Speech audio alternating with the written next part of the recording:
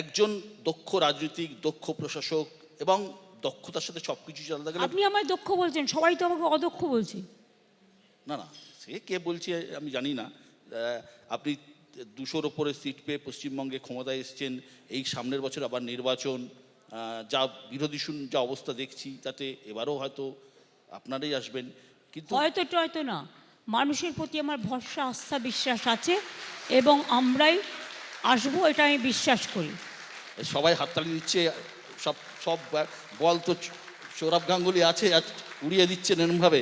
যাই একটা সৌরভ তো বোল্ড আউট করবে। না, একটা প্রশ্ন আমি সত্যি করব যে দেখুন, আগস্ট মাসে একটা আন্দোলন হলো আর্জিকর, তারপরে 6টা বিধানসভার ভোট হলো, উপনির্বাচন হলো। আপনার কি একবারও কখনো ভয় লাগেনি যে এই একটা আন্দোলন হলো, এতগুলো লোক রাস্তায় নামলো, নাগরিক সমাজের একটা তৈরি হলো, কোথাও তো ভোটে কোনো এফেক্ট পড়লো না? আপনার কি একবারও কোথাও মনে হয়নি?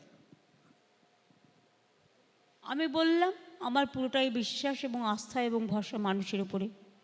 আমি বিশ্বাস করি মানুষ আমাদের কাজগুলোকে গ্রহণ করেছেন এবং তাই মানুষ আমাদের এই আশীর্বাদ, শুভেচ্ছা, দোয়া, জোহার, যেটাই বলে, সর্বধর্ম সমন্বয়ের পীঠস্থান বাংলা। বাংলা কসমোপলিটান জায়গা। বাংলা, আমরা গর্ব করি রবীন্দ্রনাথ ঠাকুরকে নিয়ে যে কবিগুরু দুটো দেশের জাতীয় সঙ্গীত লিখেছিলেন। কেউ কেউ বলেন আবার 3টে, যদি শ্রীলঙ্কাটাকেও ধরে নিই আমরা। এবং দেশে যখন নবজাগরণ হয়, ধরুন সতীদাহ প্রথা আজকে সারা ভারতবর্ষে রদ হয়েছে, কিন্তু প্রথম কোথায় হয়েছিল? বাংলায়। বাংলার প্রভিন্সিয়াল অ্যাসেম্বলিতে পাশ হয়েছিল, রাজা রামমোহন রায় করেছিলেন। তখন তো অনেকে তাকে গালাগালি দিয়েছিলেন, কিন্তু পরে আমি জানি রাজীব গান্ধী যখন প্রাইম মিনিস্টার ছিলেন, এটা অল ইন্ডিয়া ল হিসেবে পাশ হয়। সুতরাং সামাজিক সংস্কার, আর যখন দেশের স্বাধীনতা আন্দোলন বা নবজাগরণ হয়েছে, তখন কিন্তু পার্টিকুলার কোনো কাস্ট, কোনো কমিউনিটি, কোনো ক্রিড নয়, সমাজের প্রতিটা অংশের মানুষ তাতে অংশগ্রহণ করেছিলেন। আর মহাত্মা গান্ধীজি গুজরাটে জন্মগ্রহণ করলেও সবচেয়ে জীবনের ম্যাক্সিমাম টাইমটা দিয়েছেন এই বাংলায়, এবং সেই জন্য বেলেঘাটায় গান্ধী ভবনটাকে আমরা সুন্দর করে দিয়েছি। এবং বাংলায় রবীন্দ্রনাথ ঠাকুর যখন লিখছেন বাংলার মাটি বাংলার জল, বাংলার বায়ু বাংলার ফল, পূর্ণ হোক হে ভগবান, তখন আবার নজরুল ইসলাম লিখছেন, কি লিখছেন? দুর্গমগিরি কান্তার মরুদুস্তর পাড়াবার, লঙ্ঘিতে হবে রাত্রি নিশীতে যাত্রীরা হুঁশিয়ার। অথবা লিখছেন, ফাঁসির মঞ্চে গেয়ে গেল যারা জীবনেরও জয়গান, আশি অলক্ষে দাঁড়াইছে তারা দিবে কোন বলিদান।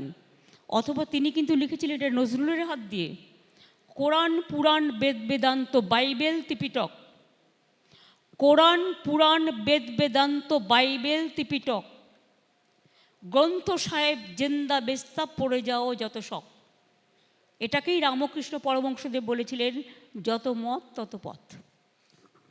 এটাকেই স্বামী বিবেকানন্দজি বললেন, আমাদের হিন্দু ধর্মটা হচ্ছে ইউনিভার্সাল, আমরা পরস্পরকে ভালোবাসি। তিনি শিকাগোয় গিয়ে যে বক্তৃতাটা করেছিলেন, সেই বক্তৃতার মূল অংশ ছিল যে আমরা স্ট্রং বিকজ আমরা ইউনাইটেড, এবং আমাদের ধর্মটা হচ্ছে ইউনিভার্সাল, সার্বজনীন। নেতাজি সুভাষচন্দ্র বসু যখন আন্দোলন করেছিলেন, মনে রাখবেন নেতাজি সুভাষচন্দ্র বসুরও ডান হাত ছিলেন শাহনাজ খান। এগুলো সব আমাদের ইতিহাস, কিন্তু ইতিহাসটাকে মনে রাখতে হবে। একদম, আপনি ঠিক বলছেন, ইতিহাসকে অবশ্যই মনে রাখতে হবে। কিন্তু আমার একটা প্রশ্ন, সত্যি আপনি মানে হয়তো এড়িয়ে যাচ্ছেন, এই যে ধরুন আমরা প্রত্যেকেই বলেছি, আপনি নিজেও বলেছেন অত্যন্ত ঘৃণ্য অপরাধ হয়েছে আর্জি করে, কিন্তু যে মুভমেন্টটা হয়েছিল, এটা কি আপনি কি রাজনৈতিক মুভমেন্ট বলে মনে করেন? Political movement? অবশ্যই প্রথমের দিকে মানুষ বুঝতে পারেননি, বাট পরে তো প্রমাণিত হয়ে গেছে যে এটা পলিটিক্যাল। ঠিক আছে, যে কেউ আন্দোলন করতে পারে, পলিটিক্যালও করতে পারে, it is there absolutely freedom of their expression or freedom of their democratic performance, even right to walk, right to protest, কিন্তু actually it was A planted game. যদিও আমি সবাইকে বলছি না যারা অংশগ্রহণ করেছেন তারা ভুল করেছেন, নিশ্চয়ই তারা ভালো বুঝেছেন বলে করেছেন, এটা আমি তাদের উপর ছেড়ে দিচ্ছি। কিন্তু আন্দোলনের কিন্তু পরে প্রমাণিত হয়ে গেছে, কারণ প্রথমে অনেক কিছু আমরা বুঝি না। তার কারণ একটা প্রবাদে আছে, দাঁত থাকতে কেউ দাঁতের মর্ম বোঝে না। A prophet is not honoured in his own country. এগুলো আমরা বুঝি, পরে বুঝি। পরে তো বুঝতে হয়, দাঁতটা যখন পড়ে যায় তখন তো সবাই দাঁতটা বাঁধাতে চলে যায়, কারণ তখন আর মাংস খেতে পারে না, তখন আর মাছ খেতে পারে না, তখন আর ডাটা চিবোতে পারে না, ন্যাচারালি তখন প্রয়োজন হয়। সুতরাং মনে রাখবেন, যে জিনিস আমাদের থাকে সেই জিনিসটাকে বুঝতে একটু সময় লাগে, একটু সময় লেগেছে এই যা। প্রথম দিকে যা হয়েছিল, পরবর্তীকালে একটা কিছু কিছু রাজনৈতিক দলের মধ্যে পরিকল্পনা করেছিল বলে আপনার মনে হয়? মনে হয় না, এটা প্রমাণিত হয়ে গেছে, প্রমাণিত সত্য। আমি তো এখনও বলছি রাজনৈতিক দল আন্দোলন করতে পারে, এটা দেয় স্বাধীনতা, গণতন্ত্রে এই অধিকার সবার আছে।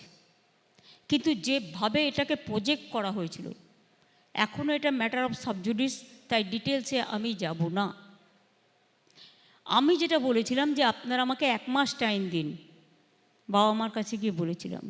আমার সাথে সেদিন সিপিও ছিলেন। আমরা 1 মাসের মধ্যে যদি করতে না পারি, আপনারা এটা সিবিআইকে দিয়ে দেবেন, আপনারা যদি চান, আমার কোনো আপত্তি নেই। কিন্তু সেদিন যাই হোক ওরা নানা রকম বুঝিয়েছিলেন। আপনি কি মনে, এই যে ধরুন যখন ঘটনা ঘটেছিল আন্দোলনের জন্য, সবার কথা বলছি না, মিডিয়াতে রিপোর্ট হয়েছিল একটা সেকশন ডাক্তারদের, তারা যখন আন্দোলন করেছিল, দেখুন আন্দোলন প্রত্যেকের অধিকার, সে করতেই পারে, কিন্তু একই সঙ্গে তারা বেসরকারি হাসপাতালেও চিকিৎসা করেছিল। আপনি কি চান সবই একদিনে জেনে নেবেন? এটা নিয়ে তদন্ত চলছে না, আমি জানি কারা করেছেন, আমার কাছে লিস্ট আছে, ডেটা আছে, এবং তাতে প্রায় গভর্নমেন্টের 1000 কোটি টাকা গেছেও, স্বাস্থ্যসাথীর মাধ্যমে হয়েছে। আমরা সেটাকে ট্র্যাক করতে পেরেছি, কিন্তু ডিটেলসটা আমি এখানে বলবো না, কারণ হচ্ছে তদন্তটা খুব ডিপ রুটেড করে নিয়ে তারপরে পাবলিকলি এটা দিয়ে দেবো। আমি উইদাউট এভিডেন্স কথা বলি না, বলতে পারেন এটা আমার মাইনাস পয়েন্ট। দেখুন, স্বাস্থ্যসাথী আপনি তা ভালো উদ্দেশ্য করেছেন, কিন্তু অনেক ক্ষেত্রে তো স্বাস্থ্যসাথীর মিসইউজ হচ্ছে। প্রচুর লোকজন ভুয়ো বিল দেখিয়ে, ডাক্তাররা নানা রকম কাজ করে, সরকারি হাসপাতালে 1 ঘন্টা কাজ করে, 5 ঘন্টা বেসরকারি হাসপাতালে কাজ করে, নানা রকম করছেন। কিন্তু এটা মানে আমাদের যারা সাংবাদিকতা করি তারা আমরা জানি যে এটা কিন্তু হচ্ছে। এটা আটকাতে আপনি কী করছেন? কোনো পরিকল্পনা বা কোনো কিছু? এটা ধরতে পেরেছিলাম বলেই তো তাদের ধরা গেল না। যারা এখানে কাজ করবে না স্ট্রাইক, অথচ ওখানে গিয়ে গভর্নমেন্টের পয়সায় স্বাস্থ্যসাথী প্রাইভেটে গিয়ে করে এলো, এটা ধরলাম কি করে? এবং শুধু তাই নয়, আমরা একটা নতুন করে একটা ট্র্যাক করার সিস্টেম করেছি এখন। এটা আইটি ডিপার্টমেন্ট, বিশেষ করে আমার আইটি ডিপার্টমেন্ট এবং পুলিশ মিলে, হেলথ ডিপার্টমেন্ট মিলে এটা আমরা একটা অ্যাপ করেছি এবং একটা ট্র্যাকিং সিস্টেম করেছি। যখনই এটা কেউ মিসইউজ করবে সঙ্গে সঙ্গে ধরা পড়বে। যেমন ট্যাবে আপনারা দেখলে, ট্যাবের ক্ষেত্রে আমি প্রায় আমি ট্যাবের ক্ষেত্রে প্রচুর টাকা দিয়েছি, এবং বিশেষ করে এই টোটাল সংখ্যাটা বলছি আমরা প্রায়, জাস্ট এ মিনিট, ওটার নাম হচ্ছে তরুণের স্বপ্ন, প্রোগ্রামটার নাম। আমরা মোর দ্যান 52 lakhs ছাত্রছাত্রীদের ট্যাব দিয়েছি। তার মধ্যে 1900 কেস ধরা পড়েছে, কিন্তু তার মধ্যে 1701টা কেস আমরা কিন্তু খুঁজে বের করে নিয়েছি, তাদের অ্যাকাউন্ট ফ্রোজেন হয়ে গেছে। এবং আমরা একটা সিস্টেম করছি যাতে, এখানে অনেকের হাত আছে এবং ব্যাংকের থ্রুতে তো টাকাটা যায়। ব্যাংক আছে, মাস্টারমশাই আছে, হেডমাস্টার আছে।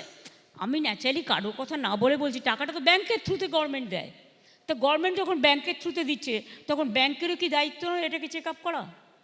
যারা যারা দোষী সব কটাকে ধরা হয়েছে এবং 44 জন ইতিমধ্যে অ্যারেস্টও হয়েছে। সরকার কড়া পদক্ষেপ নিচ্ছে, আপনার কথা অনুযায়ী বুঝতে পারছি সরকার অত্যন্ত কড়া পদক্ষেপ নিচ্ছে। এবং সত্যি তো বিভিন্ন লোক ভেতরে, সর্ষের মধ্যে ভূত না থাকলে তো এ ঘটনা ঘটে না।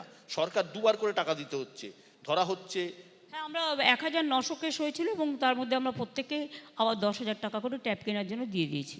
খুব সম্ভবত জামতাড়া গ্যাং বলে ঝাড়খণ্ডের একটা গ্যাং আছে, যারা আপনারা প্রত্যেকেই যারা আছেন, এরা যারা দর্শক দেখছেন তারাও নিশ্চয়ই জানেন সাইবার ক্রাইম এখন একটা এমন জায়গায় চলে গেছে, ভবিষ্যতের সব থেকে বড় জায়গা এটা সাইবার ক্রাইম, এটা রুখতে কিন্তু হবেই। যা ইটস এ ক্রিমিনাল অফেন্স এবং আমি মনে করি যে এটা অনেক রাজ্যে হয়েছে কিন্তু কেউ ধরতে পারেনি।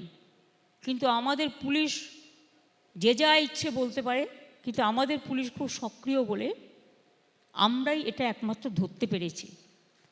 এটা ঝাড়খণ্ড বিহারের একটা গ্রুপ আছে যারা সব জায়গাতেই করে বেড়ায়।